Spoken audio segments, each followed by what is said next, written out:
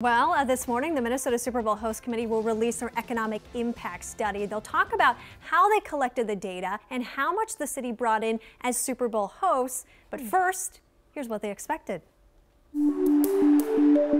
It was a party in the Twin Cities from January 26th to February 4th, covering U.S. Bank Stadium to Nicollet Avenue. The Super Bowl Host Committee predicted the event would rake in more than $400 million, coming from the more than 1 million people arriving from 130 different countries.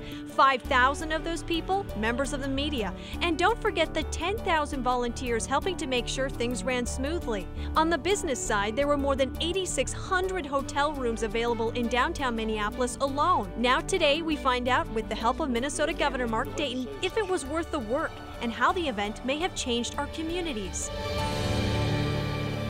Seems like a lifetime ago, doesn't it? But sure does. That meeting is today at 10 o'clock at the state capitol, and you'd think it would boast some pretty big numbers, though, because while it was extremely cold, you had so many people packing in at the Mall of America to stay warm. But then Super Bowl Live on Nicollet Avenue, people love that. It was crowded. Definitely put our best face forward. And the one thing I think you can't measure in these numbers is people's impressions of Minnesota. Absolutely. That they got. Yeah, absolutely.